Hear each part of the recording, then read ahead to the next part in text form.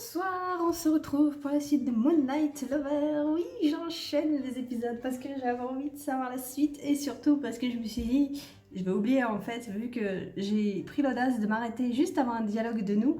En fait, c'était un risque que j'allais oublier en fait de quoi on parlait et c'était obligé. Et puis juste, j'avais envie de savoir.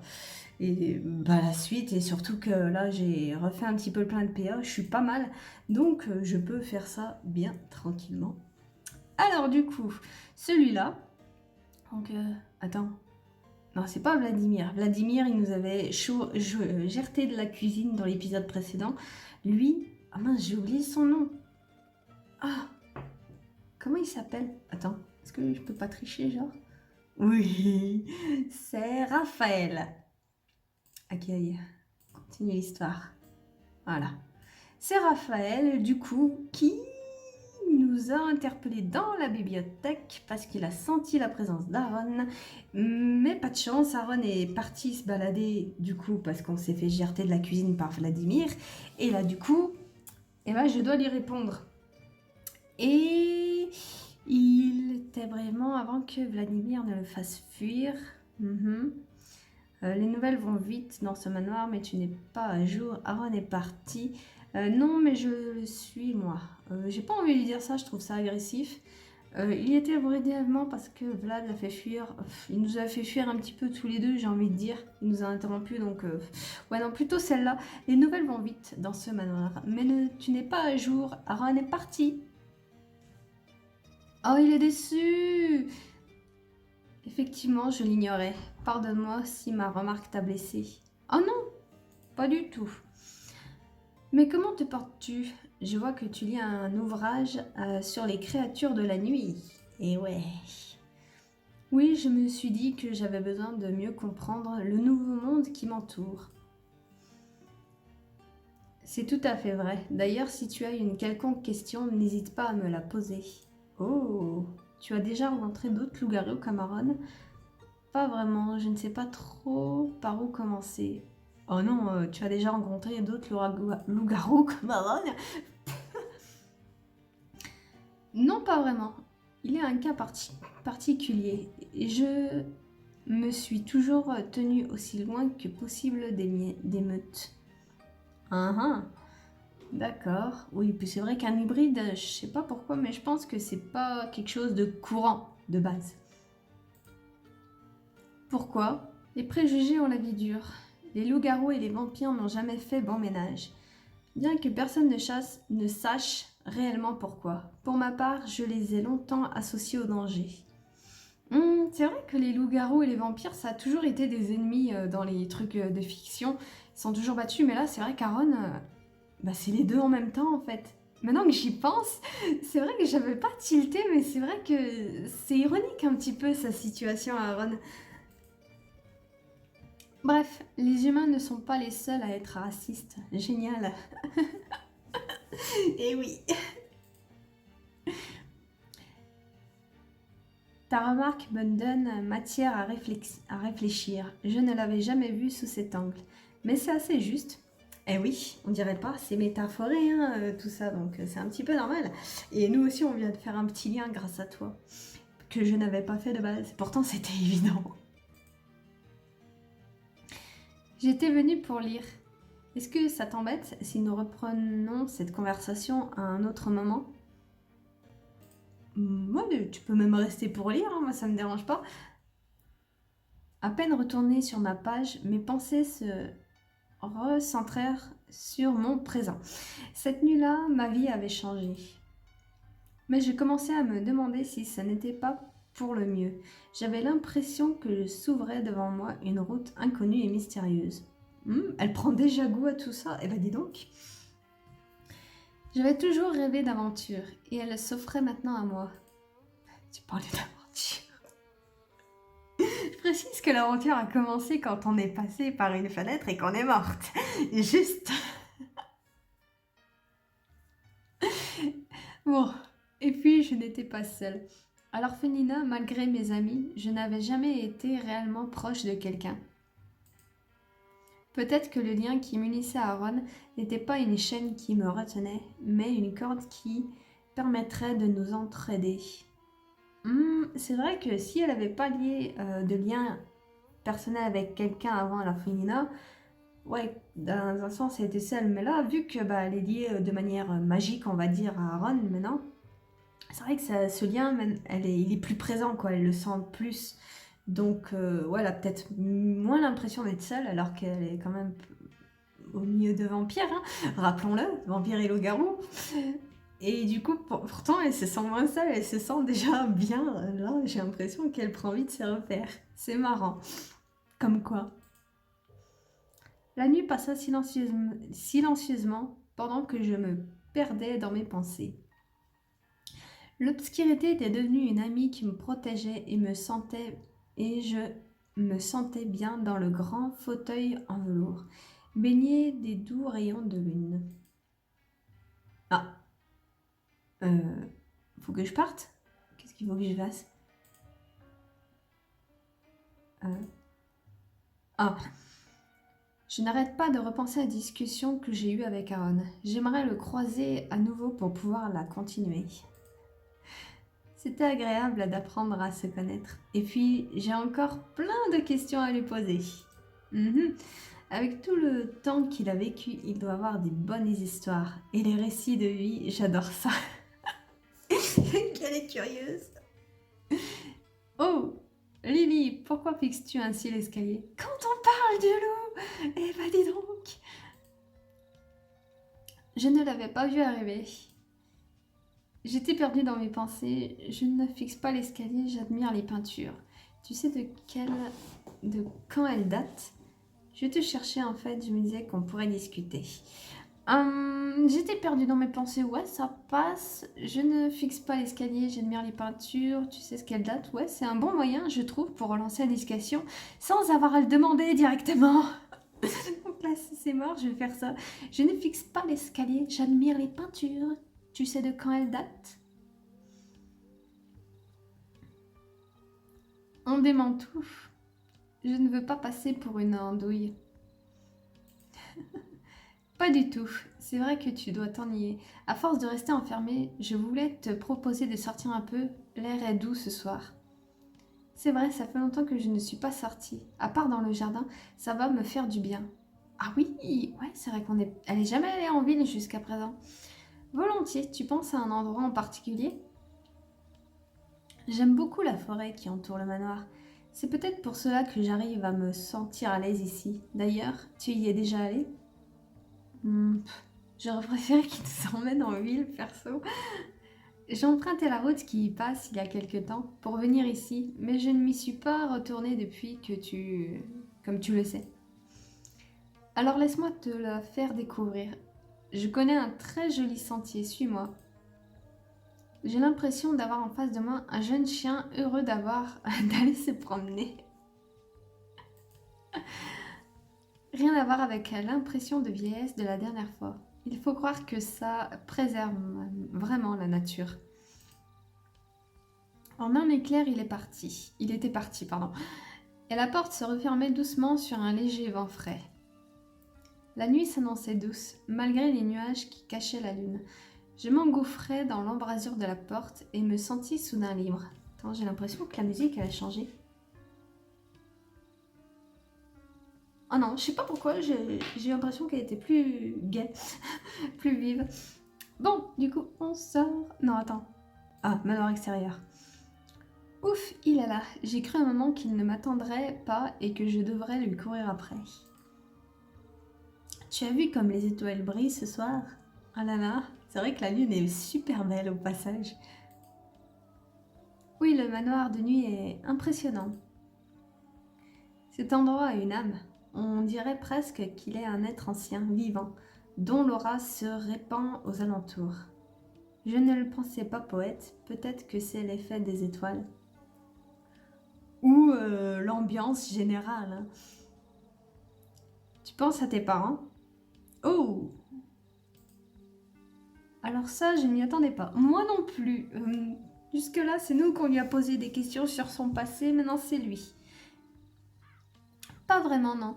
Je sais qu'ils ont vécu ici, mais je n'ai pas encore vraiment trouvé de traces de leur présence. Ouais, c'est vrai que de base, on était à l'orphelinat.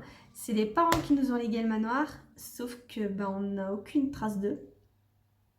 Alors que j'avais comparé au tout début, dans le premier épisode, ce jeu à un anime, que j'avais mis l'image. Et il me semble que dans l'anime, la meuf retrouve justement dans la bibliothèque, j'arrive pas à parler décidément, un livre où elle découvre une image d'elle et de son père qu'il avait adopté au passage. Et on découvre aussi le truc de l'anime. Et là, je me dis qu'il y a sur 10 chapitres, doit y avoir aussi un délire comme ça. Est-ce qu'on n'a pas été, en quelque sorte, comment dire, donné en fait en offrande aux vampires, aux habitants du truc, parce que c'est comme ça que ça se passe en fait dans l'anime. Désolée si je spoil, mais de toute façon cet anime est bordélique, je sais pas comment dire, c'est vraiment de la merde. Le scénario en tout cas de base est de la merde, c'est de la merde je trouve. Mais en tout cas l'histoire, c'est ça en gros, et je me demande si c'est peut-être pas un petit peu le même truc là, ou alors c'est peut-être fait différemment. Enfin on va voir. Pas vraiment, non. Je sais qu'ils ont vécu ici, mais je n'ai pas trouvé d'Alatra en présence. Il faut dire que je n'en ai pas tellement cherché non plus. C'est vrai qu'elle n'a pas cherché. Je comprends, c'est une toute nouvelle vie qui t'est tombée dessus, ce n'est jamais facile. Tu dis ça d'expérience, c'est ça? Comment elle l'agresse. Un peu, mais plutôt que de ressasser le passé, nous devrions profiter de cette belle nuit. Avançons. Exactement. Donc, il voulait aller à la forêt, hein, si je me trompe pas. J'ai failli aller dans le jardin. Et on découvre la forêt, du coup. Attends, c'est un visage, ça, ou c'est moi? Ça fait peur. On dirait un visage. La nuit des étoiles et les rayons de... La lumière des étoiles et les rayons de la lune qui percent à travers les branchages éclairaient doucement le chemin. Le bruissement harmonieux des feuilles sous la brise accompagnait nos pas réguliers. Nous nous tenions côte à côte sur le sentier étroit. Nous nous parlions à voix basse, de manière éparse, sans que le silence devienne oppressant. Vraiment ? Eh oui, j'étais mercenaire pendant la guerre, de 100 ans, et je dois être honnête, c'était pour l'argent. On en apprend d'autres, dis donc. C'est la première fois qu'il me parle autant de son passé. Il a l'air plongé dans ses souvenirs. Non, il est en train de craquer, c'est notre charme, c'est tout. Comme nous, on est en train de craquer pour lui, en gros. J'étais jeune et je n'avais pas tellement de scrupules. Si tu vois ce que je veux dire, je n'avais plus de parents. Cela m'avait semblé une bonne idée à l'époque. Mais est-ce qu'il était déjà loup-garou ou vampire Je ne pouvais pas imaginer les champs de bataille, les massacres, ce que j'ai vu faire, ce que j'ai fait. T'as pas besoin d'entrer dans les détails, hein, juste. Mais le passé est passé. Regarder en arrière ne doit servir que pour ne reproduire sans cesse les mêmes erreurs. Oui, exactement. Tu n'es jamais nostalgique ?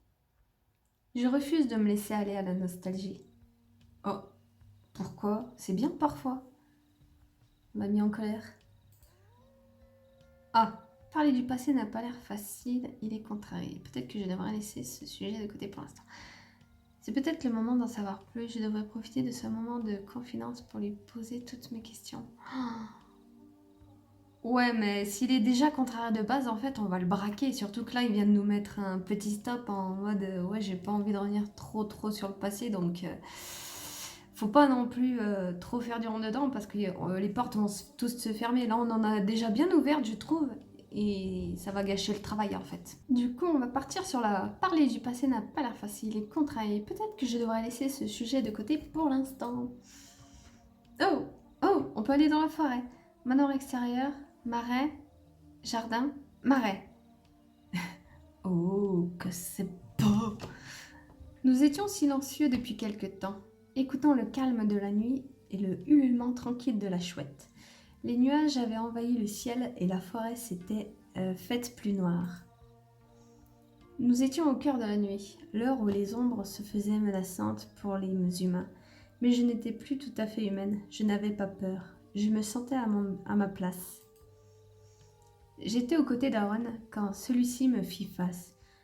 Je sentis la détermination dans son regard. « Ah, il a faim ?» Tu as l'air d'être plus calme depuis que nous marchons. Peut-être que cela influencerait tes sensations pendant la morsure. Veux-tu essayer maintenant ? Ah, ouais, c'est vrai que si elle est plus détendue de base, ça sera peut-être moins douloureux.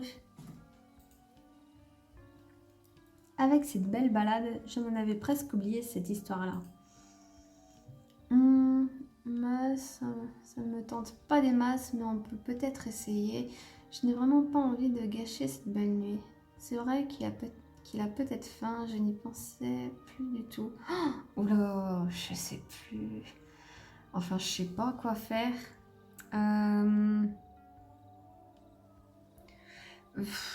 Soit t'es d'accord, soit tu l'es pas en fait.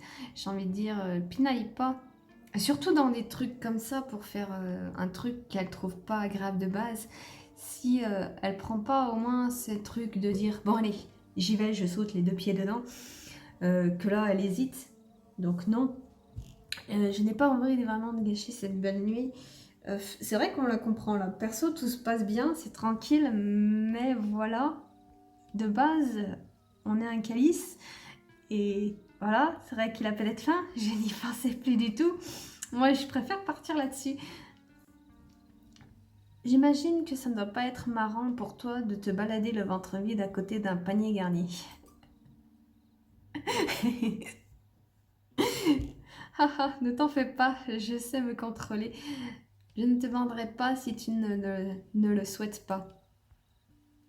Je sais, mais tu as faim, non ? Je ne peux pas le nier. Et penser au goût de ton sang n'aide pas. Je devrais peut-être trouver ça dégoûtant, mais c'est presque un compliment venant d'un vampire, non ? C'est vrai que... Il planta son regard dans le mien et me tendit la main. J'hésitai un instant, puis allongeai mon bras. Il saisit doucement le dos de ma main, la retourna et porta mon poignet à ses lèvres. Je ne fus pas surprise cette fois, lorsque les crocs entaillèrent ma chair. Je poussai cependant une légère exclamation. La douleur était aussi vive que l'unique rayon de lune dans la forêt noire. La tentation de me noyer dans la douleur était telle que je devais lutter pour garder les yeux ouverts. Mon instinct me criait d'arracher mon bras de la gueule de ce monstre, de prendre la fuite coûte que coûte. Inspiré par un coup de vent qui souleva mes cheveux longs, je pris une profonde inspiration. La douleur se fit plus lointaine et je vis réellement la scène pour la première fois. Ce vampire si humain, cet inconnu si familier était à genoux devant moi, penché sur mon poignet. À ce moment, je compris tout le soin qu'il prenait. Il buvait lentement avec précaution, maîtrisant son appétit. Oui, comparé à la dernière fois. Hein.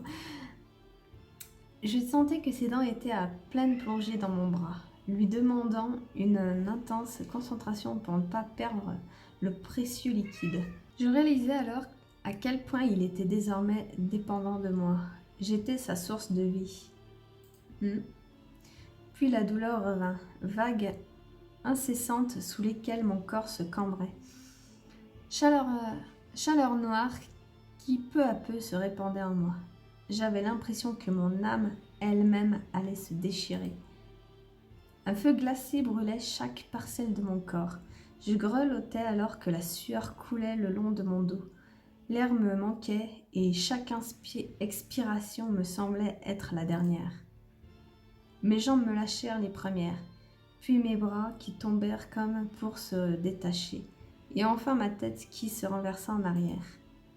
Ma chute me parut interminable, et j'attendais le sol comme un refuge qui m'assurait une délivrance.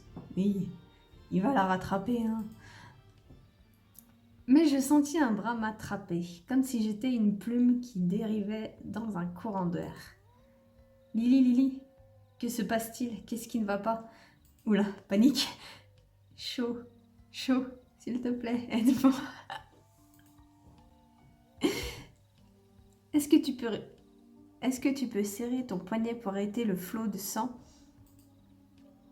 Je crois. Je dois me redresser. Le monde tout autour de moi était flou et mes oreilles sifflaient étrangement, mais je réussis à m'asseoir, tremblante. Le sang coulait le long de mon poignet et la douleur me coupait encore le souffle. Au travers du brouillard qui m'entourait, les seules choses que je distinguais clairement étaient le visage inquiet d'Aaron et sa main fraîche sur ma joue brûlante. Ouh. Oh, petite illustration, ça faisait longtemps. Et oui, elle est jolie, ça va, c'est sympa, ça passe. Je te ramène au manoir. C'était une erreur de faire ça ici. Je pensais pourtant... Je me suis trompée. Alors qu'il prononçait ces mots, j'ai senti ses bras s'enrouler autour de moi. Petite, je n'avais jamais aimé être portée. J'avais toujours eu l'impression d'être à la merci de celui qui était plus fort que moi. Mais cette fois-ci, je me laissais aller et sombrais. La douleur me réveilla alors que nous approchions du manoir. Un mouvement brusque avait dû m'échapper, puisque Aaron me posait délicatement au sol. Je me sentais comme une fleur fanée dont on ose se débarrasser. Tu reprends tes esprits? Ça va un peu mieux? Je ne suis pas sûre, mon bras me brûle encore, mais je peux respirer de nouveau. Que s'est-il passé exactement? C'est vrai que c'était vachement violent quand même. On aurait dit qu'elle nous a une crise d'anémie, un malaise, je sais pas. En quelques instants, tu es devenue pâle et tu t'es effondrée. J'avais pourtant le sentiment que ça allait. Je suis désolée. C'est vrai que il avait fait, comparé à l'autre fois, il avait été plus doux.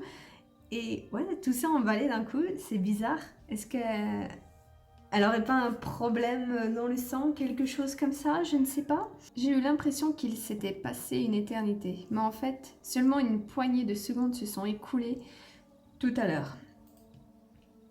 Je comprends ton silence. Tu as besoin de repos pour l'instant. Je vais devoir te ménager davantage. Et puis, tu devrais manger. Tu es encore humaine après tout. Depuis combien de temps n'as-tu rien avalé? Des jours! Des jours! Maintenant que j'y repense, c'est sûrement pour ça qu'elle a fait un malaise. Allons te chercher quelque chose à la cuisine immédiatement. Je ne l'ai jamais vu aussi bavard. Est-ce qu'il s'inquiéterait pour moi? Bah oui. Oui, oui, c'est pourtant clair. Je comprends pas pourquoi elle se pose la question. En tout cas, je n'ai pas envie de le contradire. Allons à la cuisine. Dans la pénombre de la cuisine, j'engloutissais gâteau sur gâteau sous son regard inquisiteur. Mais la nourriture ne suffisait pas à me redonner des forces. Je me demande si du coup, là, on va pas découvrir qu'en fait, elle a besoin de sang, elle aussi. Aaron soupira et rompit le silence qui s'installait entre nous. Il faut que je fasse attention à toi. Je ne peux pas permettre que tu meurs. J'ai besoin de toi. Le monde s'effondra pour la deuxième fois cette nuit. La morsure avait été horrible, mais ce n'était rien à côté de ces mots qui me glacèrent le sang et qui vinrent conclure la soirée. Je me relevai tant bien que mal et me traînai avec peine en direction de ma chambre. Ouais, sérieusement, je me demande si... Bah oui, c'est son côté vampire qui prend le dessus, non? Elle a peut-être besoin de sang. Chambre. Après nos discussions, après mes efforts, après cette nuit, il me considérait comme une source de nourriture dont il faut prendre soin. Bah oui. À peine comme un être vivant, et encore moins comme une alliée. Là, c'est toi qui extrapole un peu, je trouve... Je me couchais avec une peine et ma douleur. Avec ma peine et ma douleur, pardon. sanglotant et grelottant dans les draps froids d'un lit trop grand. Terminer les chapitres. Ouh, on a terminé les chapitres. Ouh là là. Chapitre 3. Ok, ok. Oui, bon alors, petit point sur la fin du chapitre. Perso, je trouve que...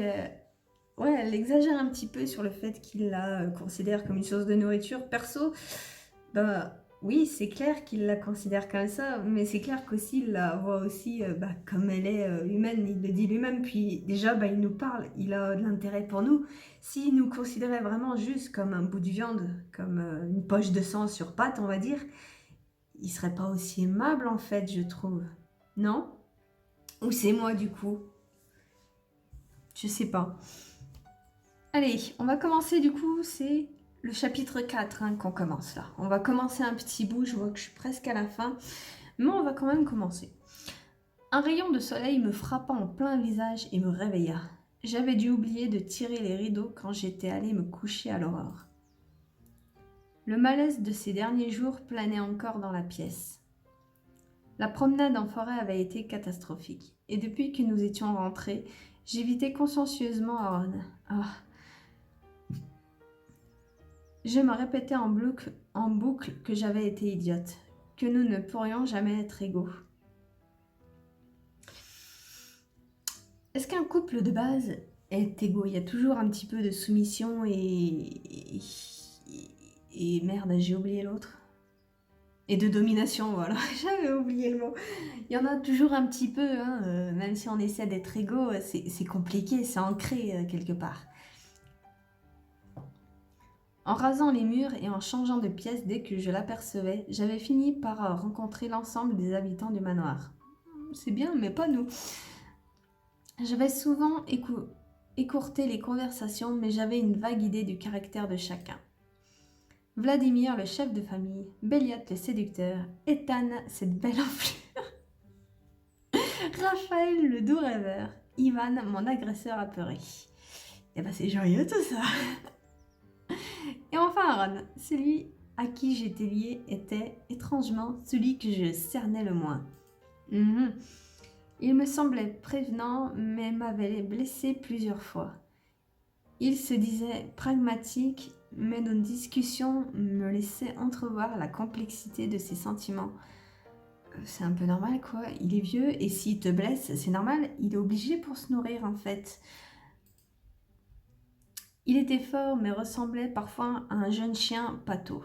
Je ne savais qu'en penser et me rendormis sur ses réflexions. Et c'est pas mal. Du coup, nous, on va se laisser sur cet écran noir et la laisser dormir. Et on se retrouvera la prochaine fois pour le prochain épisode. Bon, je pense que là, du coup, je vais pas les enchaîner. Je vais m'arrêter là. On verra peut-être demain ou dans la semaine. Je sais pas. Je verrai quand je serai motivée. Il me reste combien de PA d'ailleurs? Tiens.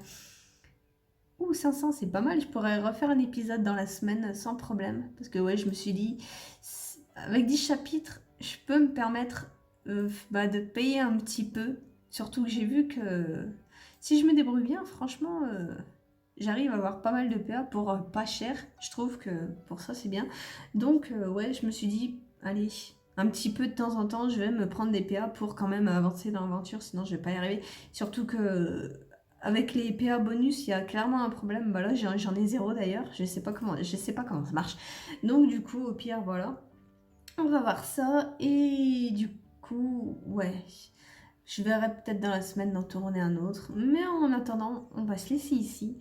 Je garde en tête, du coup, ça. Il faudrait vraiment qu'elle se mette, en tout cas, c'est un truc qui me vient là, qu'elle se mette à chercher en fait des indices sur tout le délire en fait, parce que pour l'instant elle a beau se balader, essayer de fuir Aaron et tout ça, elle fait pas grand chose. Je veux pas dire, mais bon.